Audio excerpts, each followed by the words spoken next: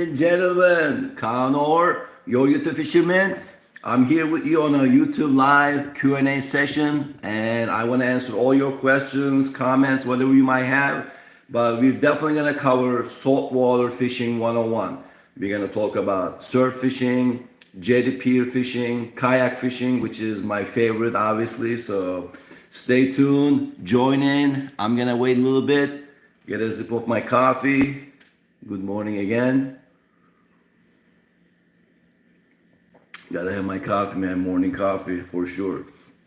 But yeah, we're here now. Before we start, I just want to mention also I do have my merchandise. Everything's down below on the link. You could check it out. Grab some, support the channel. T-shirts, mugs, stickers. Keeper shipper, baby. Fish on. So I got the other sticker as well. KO Fish on. And with all these logos, I create everything. Hats, t-shirts, sweatshirts, even pants, whatever you guys want to grab, go ahead and check it out. And then definitely it'll help the channel. But all right, let's see. I think I could see everybody that joining in. So we're gonna start with the surf fishing.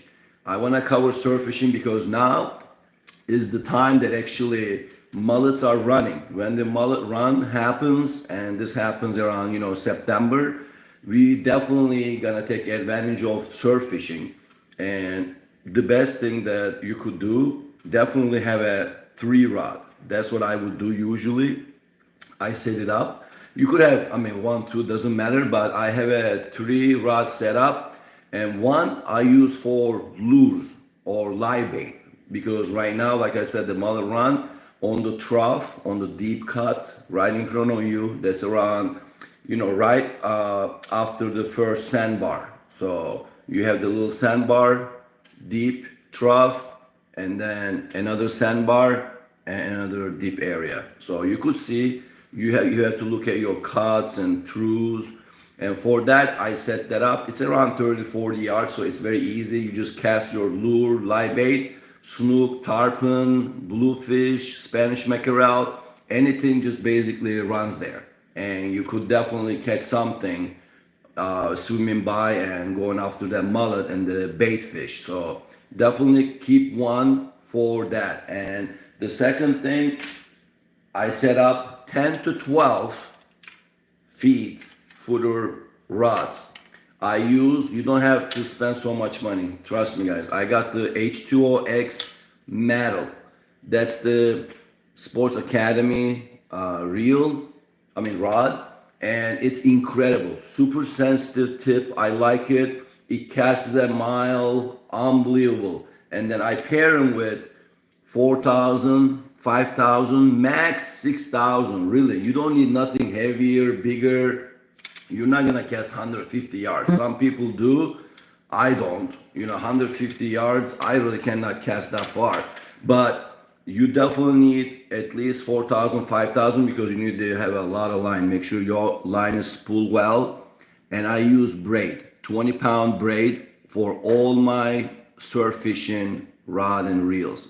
The reel, you need that line, and you need the 20-pound braid. I use braid specifically because it casts further. It actually flies faster in the air when you cast rather than mono. So I do use braid. I highly recommend you guys do use braid. And 20-pound is a perfect sweet spot. Some people do 15, some 25. You don't need all that. 20 is perfectly fine, but make sure it's spooled all the way so you have enough line. If something's running, taking you for a ride, you gotta make sure you don't spool out. So, and on the reels, of course, anything that's with the saltwater friendly, you could use any reel. That way it's a long-term investment for you. But again, you don't have to spend arm and a leg. Like for example, I got the Daiwa Fuegos. I use that. I use pen.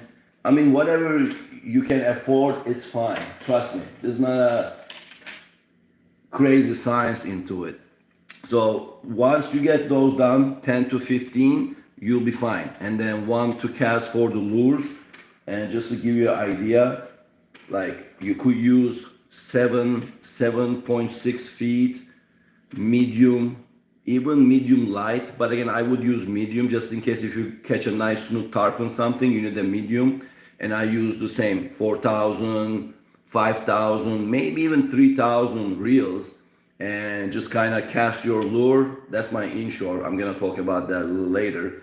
But that's it. You definitely want something like that in front of you. If you see it running, you definitely want to go ahead and cast it there and catch that snook, tarpon, Spanish, bluefish, whatnot. But and also spike is very important. You want something really high above the ground so your lines doesn't get touching the water, on top of the water. So this is a 48-inch aluminum, super strong. I just got this from right here, Surf Hippie Fishing. You could check it out. Let me put that here for you. You could see right there. You could even scan the QR code. You could go to his website. He is such a cool guy. He sent me these. I'm gonna try them, and that's what you need. You need something heavy duty. It's not gonna break, and you have the nice cover right here. You just go back and forth. It goes right into the sand very easily. As you can see, it's super sharp. That's the plastic cover right there. Let me remove that so you could see it right here. Got a nice angle. So I do use that. I have all the links down on the link below so you could check it out. But definitely use something high. That's a 48-inch one, and that's gonna make your life much easier. If you have slime or anything like that, the weeds is not gonna stay on your line and keep dragging it on the water. So I use that, and then I have, of course, the most important thing is your tackle, right? I have all these, as you can see. I use Pompano rigs, and these are from Pompano Rich. Rich is an awesome guy. He's the legend, the expert. You definitely need these in your tackle box. Pompano rigs. There are so many different ones. See the different colors? For any occasion that you have blue water, you have green water, murky water, anything like that, he has you covered. So go ahead and check this out. Also down in the description below, Pompano Rich. You could take advantage of these. I always take him with me. Got the bead so your bait stays off the bottom. You don't want the catfish, whatnot. Pompano swims kind of a little above the water surface, kind of like mid-surface. So you want to make sure it floats and you avoid those crabs eating your bait as well. That's another thing that in Florida, if you guys notice or if you surf fishing, your bait keeps getting, stolen, and that's the crabs eating it. So that's why the floats help. So I highly recommend you guys to use Pompano rigs. It's a 2-hook. Those are usually circle hooks. 1/0, 2/0. It comes like that. It's with the fluorocarbon leader. So I use those, and then I actually back them up with fish gums. These are the commercial ones, but you could get the ones also, fish gums from the Rich or fishgum.com. They work so well. They put inside, as you can see right here, this is the Blaze Orange. There's Pompano, Delicious, Pumplicious. There's so many things you could use, but I use that to entice the fish more. It throws that smell infused with all those flavors, sandfly, shrimp, crab, anything. And it's in there. And one good advantage of using these, I also use fish bites too, like easy crab, whatnot. I really don't like that too much. It's super hard to get it off from the hook once you put it in, if you want to change your shrimp or sand fillet. So I use the fish gum. It is much easier and I like it better. I use fish gum more than what it is. So what you do is basically you use that, put your shrimp, and if you use a live shrimp or fresh shrimp, and I cut the head off, I cut the tail off, and then I take the skin off. That way it's so hard to for bait fish or crab to pick on it and just take it off your lure. And what you need to do is once you put the shrimp in on the circle hook, and right after that you put the little piece of fish gum to support that shrimp, so when you cast it doesn't fly out, you don't lose your shrimp. So also really good bumper, for your bait that you're throwing out there. It could be sand flea, which is my favorite bait to use for surf fishing. Sand flea, live sand flea, if you have it, definitely grab it from your store. If you know how to do it, get a rag. Those are sand flea rags, and you could actually catch them yourself at the beach on an incoming tide mostly. And then as the wave comes in and goes out, right as it goes out, you put your rag and drag it towards the shore. Drag it towards the shore. Grab some of that sand, kind of dig it in a little bit, subsurface, and then you're gonna have some sand fleas there. The way you notice that there's a sand flea around the edges of those waves coming in, breaking by the sand, you're gonna see like little bubbles. You could see it. So they're underneath there. That's why they're making that movement as the wave comes and goes. So that's your spot to go ahead and rack for the sand flea, if you don't know. So that way you don't have to pay for the bait. That's live bait right there for you in front of you most of the time on an incoming tide mostly. So you could take advantage of that. But I use shrimp. Like I said, I get them live, but I don't keep them live. You just need them fresh because when it's soft, they don't stay on the hook. So live shrimp, live sand fleas, back them up with the fish gum. That's my favorite. You could use fish bite as well. That's just any other attraction, anything extra to entice that fish with the smell, with the color. They do anything that helps, you use it, right? So I put that as well. And one other thing, I use the strings. That's another tips and tricks for you. See how elastic right there? Super stretchy. You can't even see it barely. I wrap my shrimp with this. You just wrap, pop it, see, it's like that. Super elastic. And that's it. You use that. That way your bait stays on your hook longer and it's harder for the crab to steal your bait. So I use that. You could find those on Amazon. I have it actually on the down link below. All my Amazon links. I get a little bit of commission. So if you guys purchase something, I appreciate it. That helps the channel.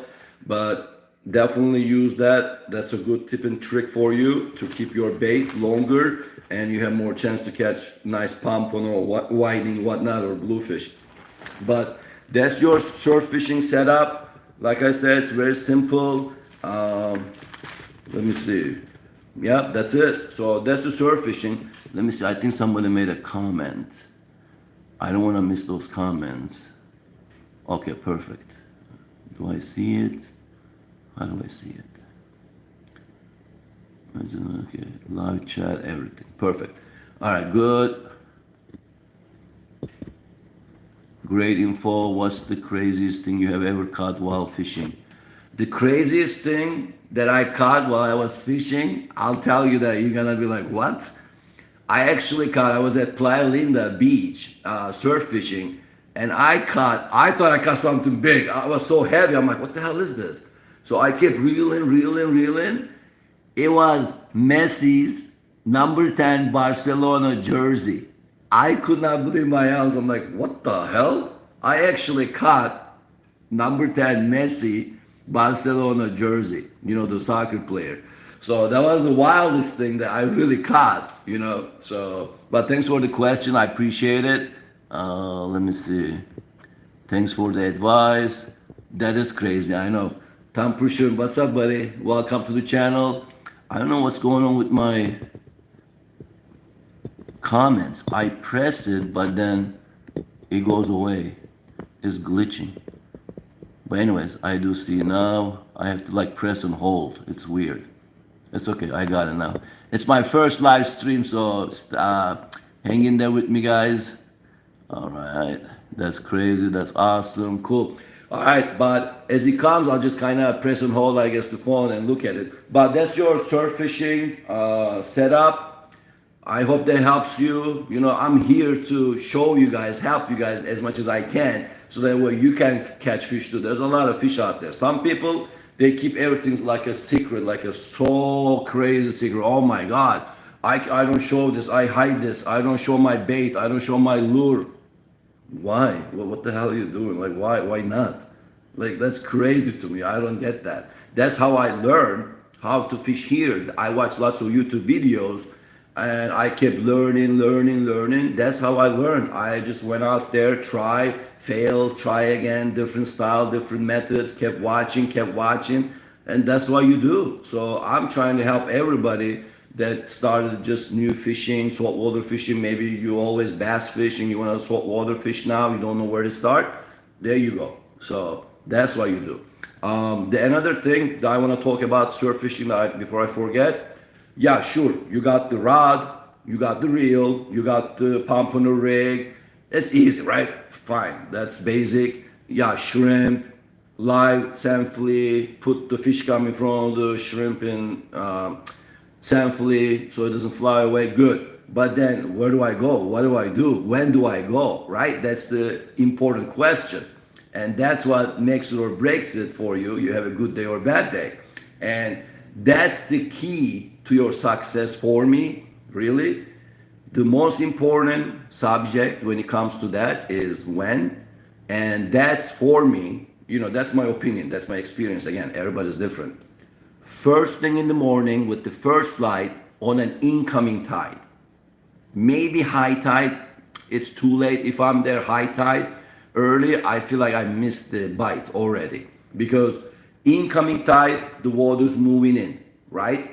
It's getting deeper and deeper in front of you, so you don't have to cast a mile to catch a fish. They're coming in front of you. Your trough becomes deeper and deeper, 30, 40 yards, sometimes 20 yards, depends on the current and the tide. And you want incoming tide early as possible. Let's say right now, what, 6:45 is the first light. You better be there 6:30, setting up everything. First line on the water, 6:45. You will catch a pompano. I took my clients last time surf fishing. They came from up north, and I was there before them, before the even light came on. I set up everything. I cast a rod. They came with the light, come in, the first light. Boom, fish on, pompano. We cast again. Right after that, boom, another pompano. Cast again, boom, another keeper pompano.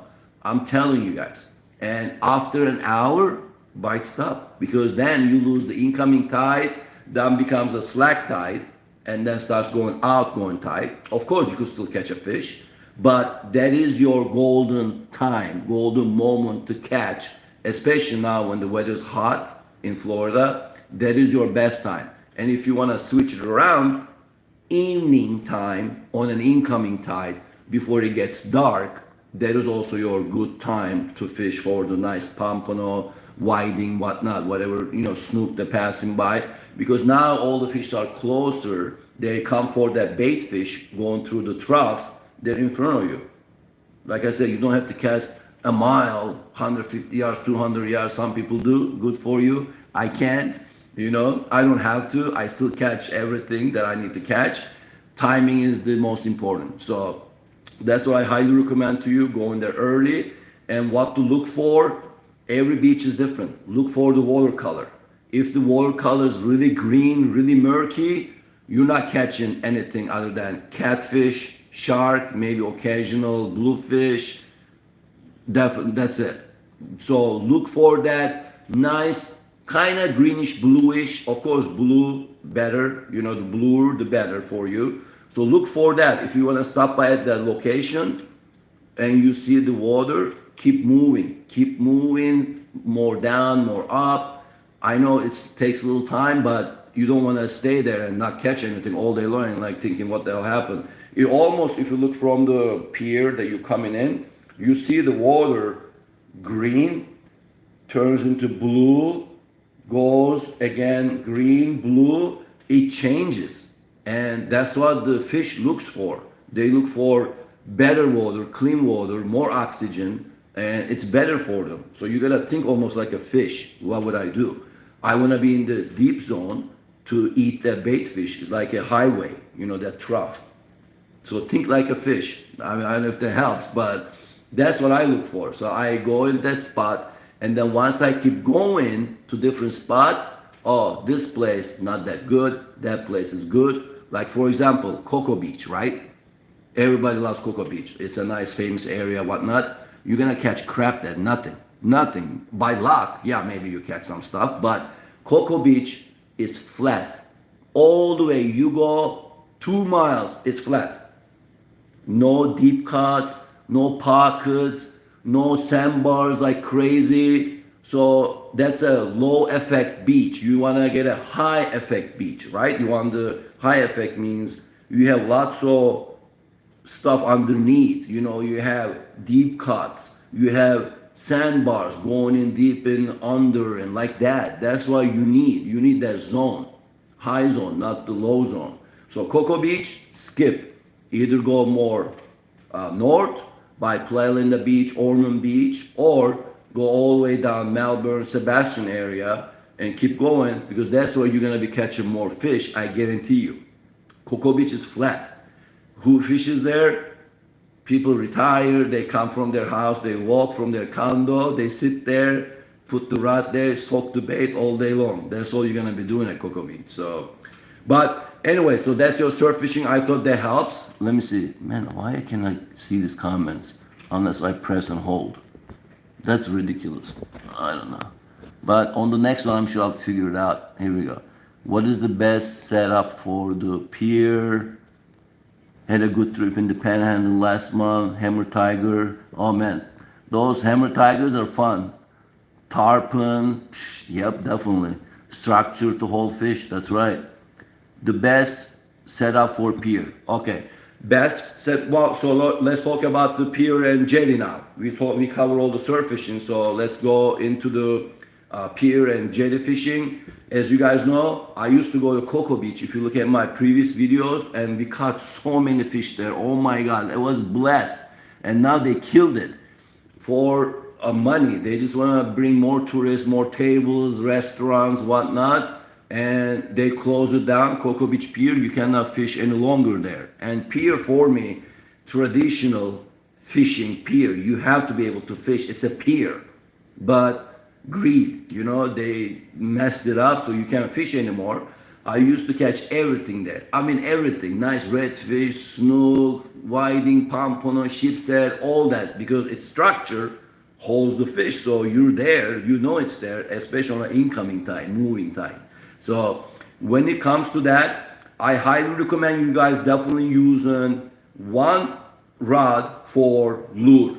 Gotcha lure, spoon. You could say change it, interchange between all of them. But whenever you see a bliss going on, bluefish running, redfish running, anything that running all around you, those are the lures that you're gonna be catching with the spoon and the gotcha lure, which is my favorite. All that fish easily, right? They're subsurface, surface, they're going and you see it, that's good. Your second rod should be with the split shot. I use a split shot, depends on the current that day. So you could use a smaller one, bigger one. And I use, again, 20-pound fluorocarbon, that way leader, so they don't see it, because it's very easy to see the lines, especially you just kind of put it all the way down, right by the pilings. And you put it down there and you use same thing. You could do shrimp, but small shrimp. Don't put the whole shrimp. Cut the tail, cut the head off. That way the little bait fish, they don't steal that. And then you just lower it down with the 1-0 or 2-0 circle hook, split shot, and that's it. You're gonna catch all that black drum, sheepshead, anything there, mangrove snappers. It's guaranteed. The smaller the hook, the better. Some people think, oh, I need a big hook, it's a big fish. No, I caught so many snook, big redfish on a little 1-0, 2-0 circle hook. That's all you need. Once it goes in there, that's it. It's done. The game is over. You're not catching a 50-inch monster, or you're not fishing for a shark. You don't need a huge hook. So always think about that, especially for mangrove snappers and sheep's head. You guys know I love my keeper sheeper. I go do that pier fishing on the docks. I go there, and that's my one of my favorite way to fish because oh my god, the sheep's head fights so much. As soon as they bite, they go down. I even put a live camera GoPro underneath the dock, underneath the bridge to see what their behavior was. You can watch that video. It's crazy. They're convict fish, literally, with the stripes, like in jail, and they steal your bait. It's amazing how they are so smart. So the hook has to be super small, almost like a live bait hook that you need to use. That's what I use. Those little J hooks. I use tiny, tiny. That's all you need because they just picking on that live samfully shrimp and they steal it. Boom, boom, boom, boom, gone. You sometimes you don't even feel it. They say you have to catch a ship's head. You have to pull it when you don't feel anything. Like literally, it's there. You don't feel anything. Like what the hell happened? But that's the key. Smallest hook possible. And my favorite is the J hook for ship's head. So that's the setup for the Jetty Pier, well, mostly Pier. And the Jetty is another different monster. What you do is when you go to Jetty, I go to Sebastian Inlet most of the time because that's where the action is. It's crazy, right? It's a chaos there. So many people. I mean, I call it doggy dog world there. It's like a snack city too. Lots of rocks, lots of structure, but lots of fish too. So you will lose a tackle. It's not if, it's when. So you guarantee you're gonna lose. So go there if you go on there, especially now the snook season open. Go there with lots of tackle, lots of hooks, lines ready to re-rig everything. But if you know the time is right, for me again, incoming tide. As you guys know, at Sebastian Inlet, once the incoming tide comes slowly and during the high tide, that thing goes, man. It's crazy. It's dangerous. Even the boats cannot keep up with that current. So it's crazy out there. But for that, I use the same thing. I use 20-pound braid, 20-pound fluorocarbon or mono. You could use mono too. That's no problem. Some people use 30, but to me 30, I can tell the fish see that. So I use 20-pound, and I use a little split shot or maybe bigger. Again, depends on how the current's moving. Where is the tide? End of it, beginning of it, because it slows down as the incoming tide comes in, then goes crazy. So you have to adjust accordingly to the current. I use a split shot, a little higher, almost like a 2 feet, right there on the line. Here's my hook and live bait, pinfish, pilchardage, anything, mullet, big shrimp. Big shrimp works well, and any live bait will work on a 2-0 circle hook. That's it. You cast it out, let the current take it. You have that window to catch it. Watch for the birds in the meantime as you're casting. They steal your bait, so you're gonna be hooking a bird. But that's it. You just play that game. Come back, cast again, follow the current, follow the people. You people line up. So it's crazy out there. You kind of have to know what you're doing, but once you do, you get awarded with a beautiful snook redfish there. It's crazy, especially now the season open. You could get a nice keeper snook, one allowed, 28 to 32 inch. So I'm gonna be hitting there soon as well. And that's it. So that's the setup for the jetty fishing, especially for the inlet when you go there. If you don't have live bait or you run out of live bait, thumper shrimp. Unbelievable. I don't have one to show you right now, but oh my God, with the football jig, thumper shrimp is amazing. I don't know what it is. It's like a nice tan color. It looks like a imitation shrimp, but plastic. It works like crazy. Water shrimp I caught before snook. You could use any little mullet, no live bait needed, anything like the NLB. Yazuris work because they kind of, with the lip, they kind of go subsurface. That's why you need to be subsurface without hitting the bottom because then you're gonna get snagged and break off.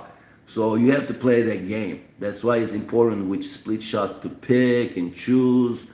It's very important. You gotta read it. You gotta read the water. It's not so deep there. but the fish is mid-surface, so close to the bottom.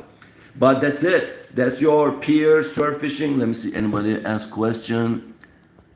What's good setup for throwing lures, spoon, jacks, spoon, and I'm telling you, gacha lure. It's crazy.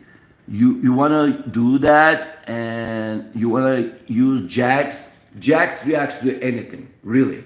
If you wanna catch those, it's almost easy to catch jacks. Any fishing I go, I catch jacks on inshore fishing, kayak fishing, because they react to the action of the lure. Spoon, gacha lure, voodoo shrimp, and I cast it. When I cast it, I jig, right? This is the motion. Reel, jig. As I reel, jig. This is the motion. So you're jerking that lure, and that creates an action motion with the color of the spoon, color of the lure, anything that helps. And that's gonna be, I'm gonna be talking about that on the inshore kayak fishing next. So all those lures will work, but the method of you using it and how you retrieving it, your reel, that's important. You can't just reel, no. You're not gonna do that. You're gonna catch a trout. You're gonna catch a trout, trout bites everything. So it's like every time I go kayak fishing, I catch 20 trout. I don't like trout. I don't eat trout. They feel mushy to me, the meat. But I catch them all the time. Doesn't matter what kind of presentation you put, they eat it. But for the other ones, you have to entice them. So you gotta reel, jig, jig. Reel slowly. Don't just reel, because then you're missing the bite. You need to entice them. They're there. They're looking at it, right? Again, think like a fish. If you keep reeling faster, jig, jig, jig, jig, jig, the fish is looking at it like, it's gone. What the hell was that? They don't even have time to react or nothing. They might look at it, but it's gone.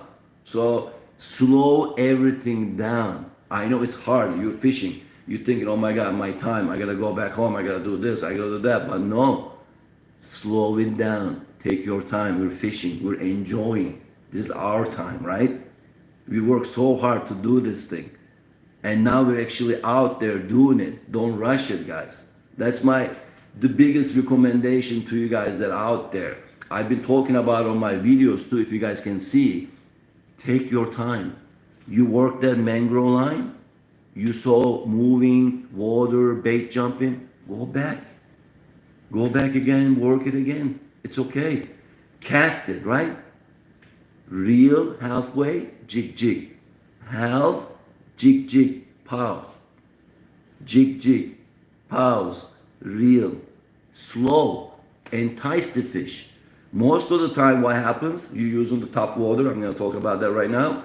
I cast, right? The click, click, you walk in the dog, going left and right, right?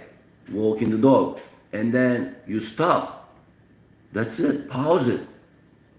That's when you get a hit. It's crazy because they're looking at it, they're interested. And then they think, say, right, injured bait fish, whatnot. You hear that clicking noise, click, click, click, click. Everything is enticing the fish to come and bite. So don't rush it, slow it down. But that's it. So let me see, anybody else? PB redfish last week. Yes, thank you, my brother. Yes, on a kayak is not easy, man. Yes, I know. Camper shrimp, I know, man. I hear you, my brother. It's not easy. Everybody thinks that it's easy, but it's not. It's a lot of hard work, a lot of dedication, but I love it. But again, I like to share that with you guys, so I hope it helps. So let's talk about, let me get a sip of my coffee. Let's talk about inshore kayak fishing, which is my favorite, right? I love that. It's amazing. Like when I'm on my kayak, I have an Old Town Sportsman Autopilot 120 fishing kayak with the Minn Kota motor with spot lock. My God, I feel like a small kid every time I'm getting ready the night before, the early morning when I get up, I get everything ready, kayak is ready. Really, I feel like a kid at Christmas. It's amazing. That feeling never goes away. If you really like fishing like I do, and this is your hobby, you work so hard at your job, whatever you're doing, and then you have this time. I only go once a week, Maybe more if I have a charter, I take my clients out.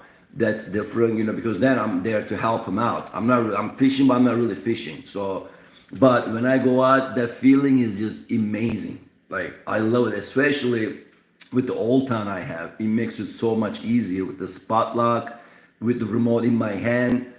Nice. I got the rudder controls my feet. I don't have to worry about paddling. None of that stuff. Me and Koda does all that. I can get up, fish, look around. It's a better point of view, right? Once you get up. So I could see the actually fish, side fish, and that really, really helps my kayak fishing when I'm inshore fishing. So, but let's talk about it. Two setup for me, very easy. First thing in the morning, again, just like surf fishing, kayak fishing, inshore fishing, I go there before the first light. 6:45 a.m. first light. I'm there at the ramp or wherever it might be at 6:30, 6:20, getting everything ready, setting up, putting everything on the water, getting bit by the mosquitoes. Oh my God. This last week, I still have it, like maybe 60, 70 bites. Incredible. But hey, that's the fishing, right? You gotta put up with that. No seal when you do surf fishing before the sun comes up. But you gotta cover yourself, get your box spray ready, spray all over it. You gotta be prepared. So, but that's the setup. 7-footer, 7.6-footer. What do we got here? Squadron 3 medium light. This is my favorite setup, medium light. I have a 3000 reel, and look, who is it? H2OX from Sports Academy. How much is it? 40 bucks. Doesn't break the bank. It was 30 something, but incredible, smooth. I love it. I always wash him, clean him after I come out fishing. It's perfect. It works. 20-pound, actually no, this is 15-pound braid, 20-pound fluorocarbon, and we have the Moonwalker right here. This is it with single hooks. I like single hooks better. It's better for the fish. It doesn't get tangled on my lines with the treble hook. It's so annoying. I don't like that. And this is the best way to fish, guys. I highly recommend you guys change it also. If you do have treble hooks, change it to single hooks. So right there, see the noise? Left, right, walking the dog. Magic. This is unbelievable. This is the most action you are gonna get on a inshore fishing. Doesn't matter in a boat, skiff, kayak. Get the setup. 7.6 medium light rod. I have the Pan Battle 3 as well, but Squadron 3 is fine too. Doesn't matter. I mean, it matters of course, but these are like 80 bucks. This is Pan. 80 bucks, 70 bucks, 90 bucks. That's it. But trust me, it's very, very sensitive, very flexible, and this is the lure. You could use Spook Junior, Spook, any top water lure, bone color.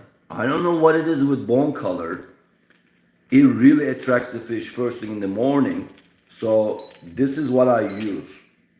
Let me put the hook here. So that's it. That's my early morning setup when I go kayak fishing, inshore fishing, and I catch so many fish, guys. It's ridiculous. Snook, redfish, trout. I mean, you see my videos. That's the most action you're gonna get from 6:30 a.m. to 9 a.m. This is your lure. This is what you need to use, top water, and you're gonna catch so many fish. I guarantee you. You don't have to be an expert. You just have to, like I told you, you gotta, presentation is very important. Jig, walk to the tick, tick, tick, tick, tick, tick, tick, slowly, not tick, tick, tick, tick, tick, tick, tick, tick, tick, tick, tick, tick, tick, tick, pause, tick, tick, tick, tick, tick, tick, tick, tick, little splashes, That's it. That's the rhythm. That's so important. Don't reel it fast. You're gonna miss the fish. So, and once you do that, 6:30 to 9 a.m., you're gonna catch so many fish. But then what happens when the sun comes up, top water, it doesn't work so well. It still works. I catch a lot of fish still with the top water when the conditions are nice and flat. Let's say one side is windy, the other side is nice and calm. Still, you could use it because then it works. You're still making noise, splashes, you attracting the fish because it's quiet, right? But if it's nice waves, wind, current, top water is not gonna work. Obviously, it makes sense, right? Nobody's hearing anything, nobody's seeing anything. So then, once it gets a little later, you go with your lure. I don't use live bait when I go kayak fishing, inshore fishing, unless I'm fishing for, again, ship set black drum. That's different. Then I use, of course, live bait like shrimp, half a crab if I'm going after those big black drums that I caught under the bridges. Watch those videos too. 40-inch black drums under the bridge. Unbelievable. Cut the half a crab, even a shrimp, put it down. Definitely I use 50 pound mono. Yes, 20-pound braid, 50-pound mono on that line. Maybe 40, okay. 30 you could catch into, but if you want to catch 40 plus black drum like I do, you gotta use that. So, and put it down with a little split shot, but don't put it all the way down. That's your catfish sail cat. You gotta keep it up, kind of like subsurface off the bottom, like a foot, 2 feet.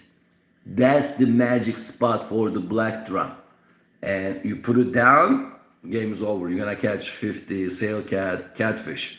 So, and crab, half a crab works better because catfish is not gonna bite that, obviously. You're gonna definitely catch a nice black drum. So that's another tip for black drum. But here it is. Again, my squadron 3 right here, medium light is fine. I use medium light because you're casting all day long. You're gonna get tired. I have the Daiwa right there, 4,000. I use 3,000, but my favorite really, I have it in the garage, 2,500 Daiwa Fuego. Unbelievable. Super light, feather light, incredibly strong. The drag is unbelievable.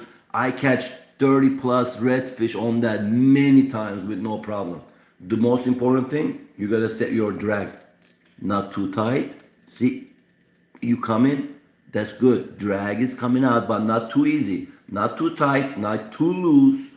Then you could catch anything you want with a 10-pound braid, and I have 20-pound fluorocarbon. That's it. 2,500 reel, 3,000 reel. You will catch the monsters. You just gotta play the game. Take some, give some. Take some, give some. When they're running, let them run. Don't reel them. You're gonna break yourself. That doesn't make sense. Let them run. What a feeling, right? Crazy. When they stop, reel. That's it. You don't wanna leave it a gap. Get the hook off their mouth. You wanna keep it tight, but not so tight. That's why when they're running, let them run. Stop. Start reeling, and boom. Couple times you do that, they're done. Within a minute, they're done. So sometimes, of course, takes longer, but just let it happen. It's okay. Take your time. You'll get that fish. Don't forget your net. I did that a couple times. I missed a lot of fish. Definitely don't forget your net. But here it is. Helix hook, Haas Helix hook, weedless. This is what I use. This is my go-to inshore flats kayak fishing. Right there, you see? Has the screw. You put the screw, you bring it down from the back. See the back? Boom. And make sure it's nice and flat, just like that. See? No kings, nothing crooked. Look at that tail action. Look at that sparks. Once the sun comes up, another attraction. That's a wedding crasher. I love that. And these are from Salt Strong. Slam Shady, Slam Serious. That's what I use most of the time. I use voodoo shrimp. Sure, I use all the different stuff, but my go-to, definitely Salt Strong lures. I'm not affiliated with them or anything like that. They don't pay me. It just, obviously it works. I really don't change much unless it's very slow. Then I might use voodoo shrimp, DOI shrimp, and they do work. It catches fish, and but other than that, this is my go-to. You could have different ones, different colors, like you say here. So this one right here is the Slam Shady Bomber. I use that. I use the, look at that. That's also my favorite. Fred, full and redfish every day. So those are the small profiles, 3 to 4 inches. I don't put too big, you don't have to. They eat that. I noticed that if I put a bigger bait, they don't bite it. Smaller, 3 inch, 4 inch, like this, they go after like crazy. Look at the tail action. So this is what I caught all my crazy big fish, redfish, snook. The snook that I caught the last week video right by the dock, this is it, wedding crasher. I saw the bait jumping right by the shore. I cast, boom, snook on, crazy, 24 inches. What a fun. So it's easy. You don't have to make it difficult for you. But that's the choices I make right there. It works for me. Haas, Halux hooks, and again, weedless. That's from Salt Strong. I mean, you could buy anywhere too, Sports Academy, whatnot, anything weedless. Because where I fish is flats, it's really skinny water, and you don't want to be caught on those weeds and grass. So that's why I use that. But that's my setup. So I bring 2, 3 rods with the same thing, and I switch it up, and I catch a lot of fish. And the other thing now, let's talk about that. Right, got the rod, got the reel, sure, thank you, Khan. We got the lures, no problem. I go out there, where do I go? Right, that's the key. So again, early in the morning, top water, we're working it. When I go with my kayak, I go into the mangrove islands, right? The more island, the better, because the fish like to be protected. They don't want to be eaten by the shark or the dolphin, whatnot, so they want to be protected. Again, think like a fish. You want to be protected, and where you want to be? You want to be where the water's moving, because that's more oxygen for me as a fish. I'm comfortable there, I'm chilling there, and guess what? I want current to move in. I want water to move in towards the mangrove. Whenever you see a moving water, that's where you want to stay away from the mangrove and cast it towards the mangrove with the current, right? Because the fish, redfish, snook, trout, the big trout, what they're doing, they're not making an effort. They're just waiting there, right? Less effort, waiting for the bait fish to come in between the islands. There's a little channel there, right? So everything flows in. So they're just opening their mouth. They're waiting for the bait fish to come in with less effort. Think like a fish. That's it.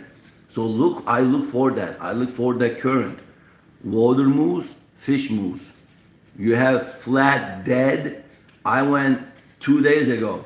It was ridiculous when I got all these mosquito bites. Horrible. Everything flat. Nothing. Nothing. Like I'm like, what the hell is this?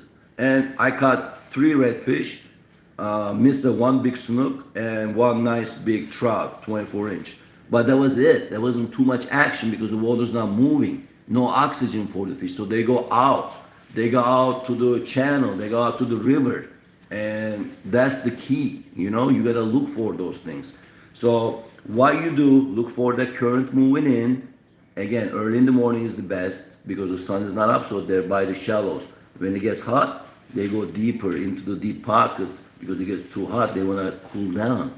So always fish in the morning. Look for the current moving in between the mangrove islands, the water flowing in. That's the key areas. And you see the elevation. Flat, deep pocket, flat, perfect, right? That's your zone to work. They talk about it 90-10 on the Salt Strong, whatnot, and some people think, what is 90-10? And that's what's all about. You gotta look for that area that the water's flowing in and the little deep pockets and structure, grass, anything that you have, right? So that's what fish like, the structure. They wanna come hide in there, the grass. Anything that is mangrove corner, inside the mangroves, right? They go deep to snook. They wait there. They try to sneak on the bait fish. So work on your casting too. You gotta cast that rod, lure, right into the mangroves before getting hung up on the trees and whatnot, branches. But that's the key. You gotta keep doing it. A lot of work, a lot of dedication. So I still get hung up, obviously. You know, I'm a human. I can't cast perfect every time. I get excited sometimes. I see the fish moving. So it happens, but try to get as close as possible to the mangroves without getting cut, obviously. If you cast it so far away from the mangrove, the fish is not there. It's too open. They're exposed, right? So they don't strike the fish there. They strike it from the mangrove line. That's why you always see, when you see sidefish or you're going with the boat, kayak, they cruising down the mangrove. Oh my God, look at the redfish school. Oh my God, look at those snook. Look at the mangrove stuff. They're going down there. That's the safe area for them. It's like a highway again. So you gotta cast it there. You gotta look for the current moving into the mangroves. The more mangrove islands, the better. That's why I go deep in to get that. You know, I don't like the open space. So there's nothing there. Only passing by fish. But that's it. That's the key. And I hope this stuff helps you guys out. Let me see if anybody else on the PBS. Great tip. I'm guilty of reeling too fast. Yeah, it's crazy. I'm telling you guys, you know, I know it's hard.